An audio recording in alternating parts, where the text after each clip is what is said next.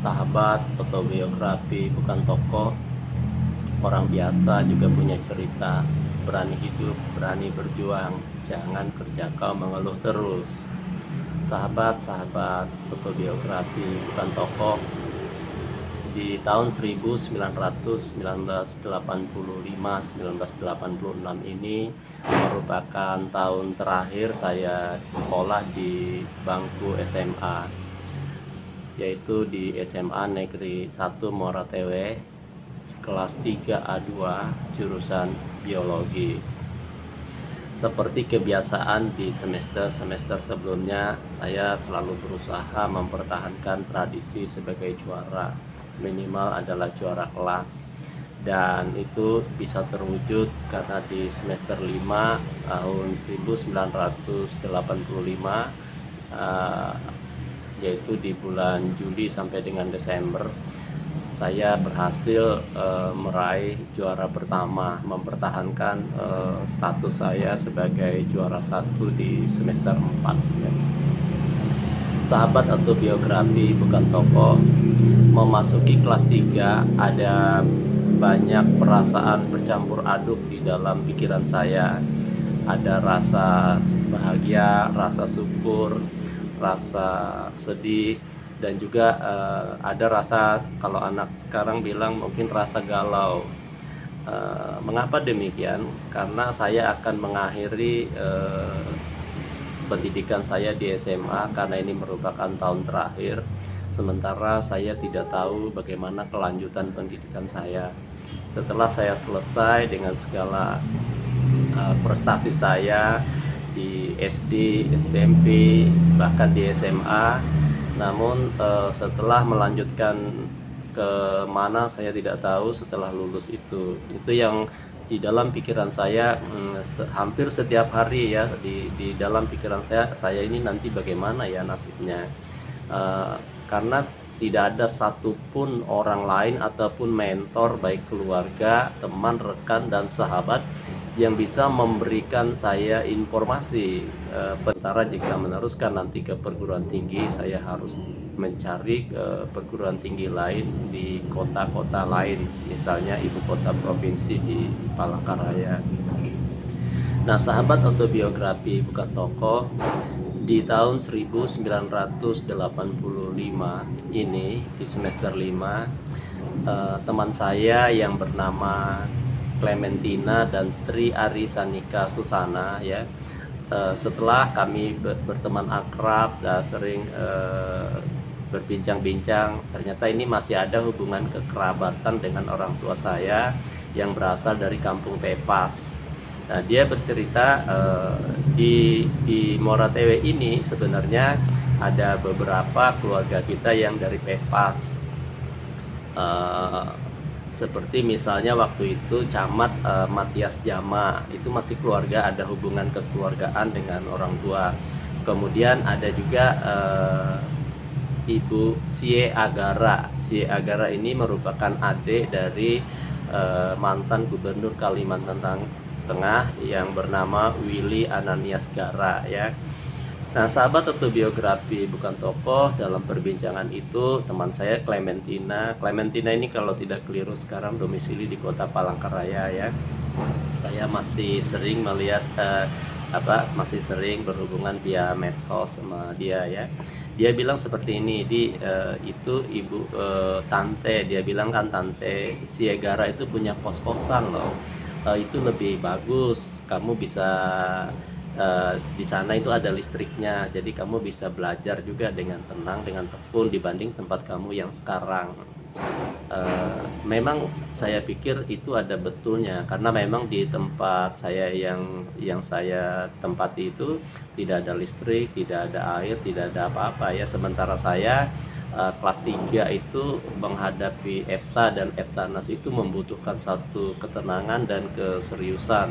Bagaimana mau belajar malam hari kalau listriknya tidak ada ya. Singkat cerita, saya diantar oleh dia berdua, dikenalkan ke tante saya itu untuk menanyakan siapa tahu ada kamar kosong yang bisa digunakan untuk saya kos. Lokasi tempat itu persis di sebelah kiri gereja Jalan Ais Nasution ya. Nah, jadi ternyata kosnya tante saya itu dia dua pintunya di dua jalan ya. Jadi yang sebelah kanan menghadap Ais Nasution, yang ujung sebelah kirinya menghadap Jalan Pierre Tandean. Nah, akhirnya saya diterima tinggal di situ dengan kos di situ ya. Sahabat atau biografi bukan tokoh, tinggal di tempat yang baru ini cukup memberi suatu kelegaan sebenarnya buat saya, karena saya berasal dari rumah tangga yang tidak pernah ada kehidupan yang privat ya, karena tidak ada kamar, kami hanya tidur satu rumah tidak tanpa kamar ya, terus di barak juga seperti itu sama teman. Nah, setelah di sini saya ada kamar tersendiri, sehingga terus ada listriknya, sehingga saya bisa belajar lebih baik di sini. Sahabat atau biografi bukan tokoh, di tempat yang baru ini ternyata penghuninya atau peserta kosnya itu 100% berasal dari Kecamatan Gunung Timang, yaitu dari Kandui dan sekitarnya. Nah, jadi hampir semua penghuni kos ini mereka berbahasa Dayak Taboyan.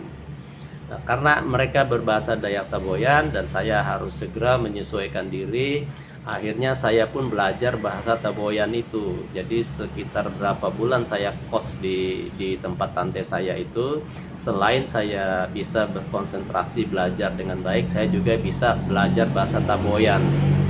Dan sampai sekarang saya masih bisa ya. Nah, beberapa dari nama-nama yang ada yang masih saya ingat peserta kos di situ antara lain Ebutius, kemudian Bajot ya, Bajot, kemudian Sutejo. Sutejo ini ternyata satu SMA cuma tidak saling mengenal ya. Kemudian ada namanya Murdehai, dan ada juga dari SMA juga ternyata, tapi dia di jurusan A4 yaitu Irma Iriani. Ada juga Elis namanya.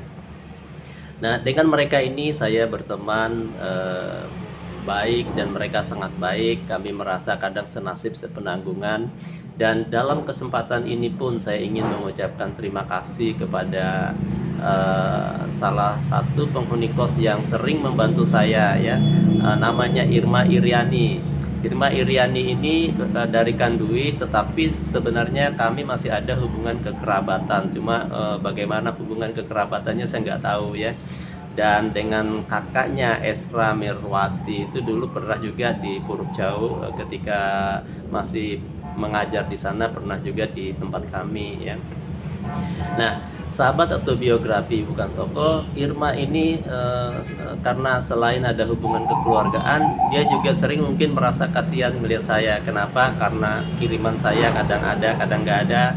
Kadang saya bisa makan, kadang nggak makan ya. Jadi kalau dia ada makanan ya dipersilakan saya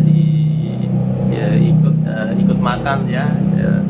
Luar biasa sekali Ibu Irma Iriani ini ya. Dan sekarang beliau kalau tidak keliru bertugas di Kandui. Melalui YouTube ini saya ingin menyampaikan ucapan terima kasih, walaupun belum sempat saya balas ya.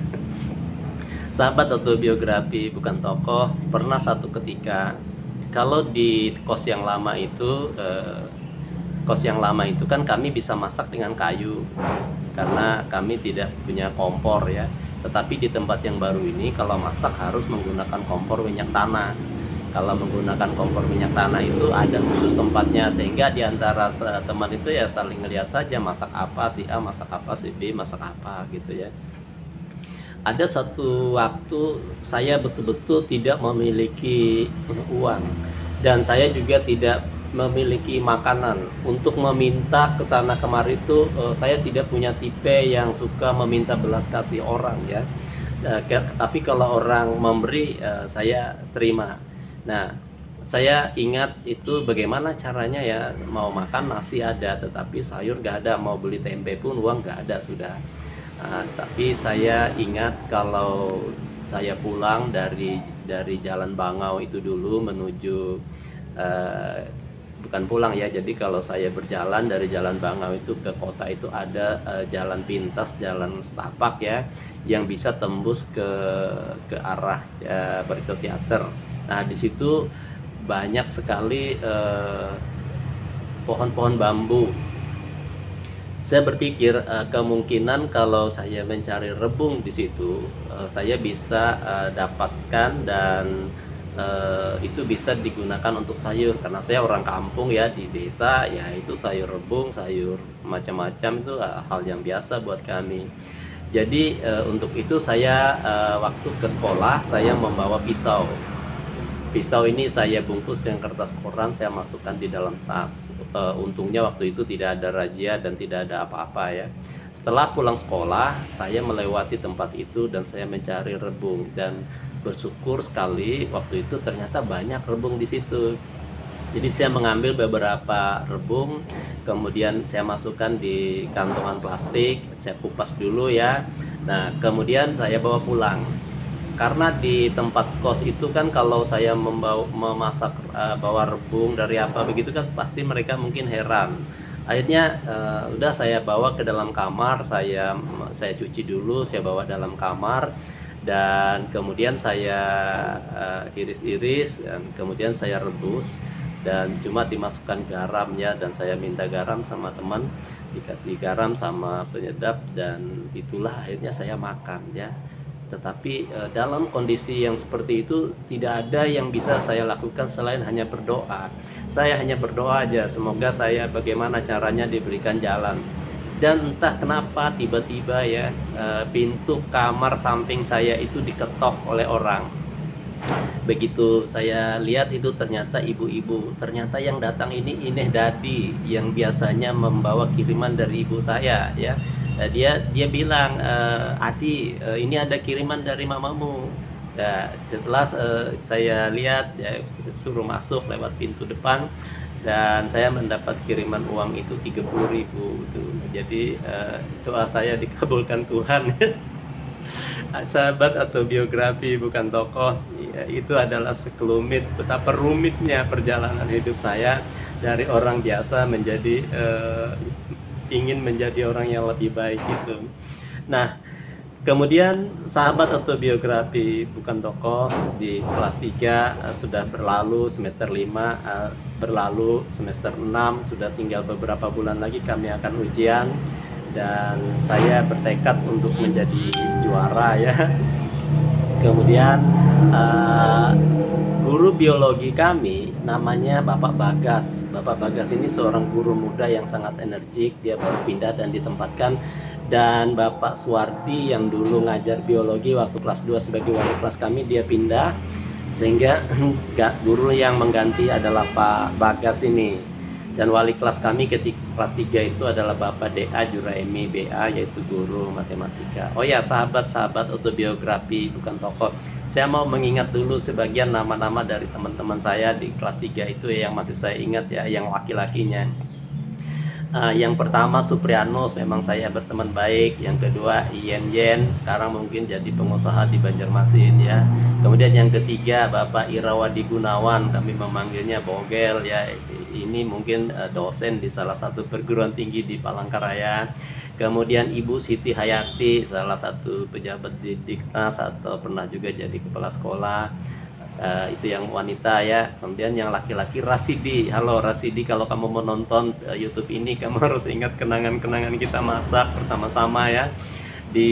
Kalau tidak keliru, Rasidi ini ada di Benau. Kemudian Pendeta Topan Samudra, ini Topan Samudra satu kelas sama saya. Kalau tidak keliru, beliau ini sekarang di GKE di daerah Palangkaraya. Saya jarang kontak ya, tetapi saya tahu info dari teman-teman. Kemudian yang perempuan itu Ibu Siti Hayati, Gandawati, Valentina, Clementina, Tri Arisanika Susana, Mulyati, Parida, Arsia, Arpina, dan beberapa lagi. Saya biasanya masih menghafal kalau nama teman-teman itu, sahabat-sahabat sekalian. Nah, singkat cerita sahabat-sahabat sekalian, setelah diumumkan dan lulus, ternyata saya masih tetap bisa berhasil menjadi juara pertama mewakili jurusan A2 biologi. Saya masih ingat waktu itu pengumumannya itu dilakukan di gedung di depan SMA itu, dan di di situ diumumkan dan dibagikan secara simbolis ijazah dan pengumuman nilai Eptanas akhir kami ya. Sahabat autobiografi bukan tokoh, juara pertama dari jurusan A1 itu adalah saudari Sukawati ya. Kemudian juara pertama dari jurusan A2 itu saya. Juara pertama dari jurusan A3 itu Agus Tripauna. Agus Tripauna ini menjadi seorang notaris kalau tidak keliru ya di Kota Palangkaraya juga. Sementara dari jurusan A4 saya tidak mengingatnya dan tidak ingat saya siapa yang menjadi pemenangnya. Nah, sahabat autobiografi bukan tokoh, dengan demikian maka berakhirlah petualangan saya sebagai pelajar SMA Negeri 1 Muara Teweh di tahun 1986 itu ya. Jadi saya berada di Muara Teweh mulai 1984, 85 dan 85 dan 86. Kemudian jadilah kami alumni angkatan SMA Negeri 1 Muara Teweh itu angkatan tahun 1986 ya. Sahabat autobiografi bukan tokoh, perjalanan di Kota Muara Teweh sebagai kota kedua yang saya tinggali ya, sebagai kota kedua tempat saya menjalankan proses belajar saya. Dan sahabat autobiografi bukan tokoh, dengan lulus SMA ini tentu ada cerita menarik nanti bagaimana mau melanjutkan ke sekolah perguruan tinggi ya. Ini ada cerita-cerita juga yang mungkin sangat unik, berkesan, sekaligus juga ini suatu pembelajaran baik bahwa ketika ada keinginan untuk lebih baik, Tuhan menyertai kita. Sahabat autobiografi bukan tokoh, orang biasa juga punya cerita, berani hidup, berani berjuang. Jangan kerja kau mengeluh terus. Jangan lupa dukung channel ini, subscribe, like, dan share agar saya bisa lebih bersemangat lagi menyampaikan autobiografi saya. Semoga bisa menjadi inspirasi banyak orang. Terima kasih.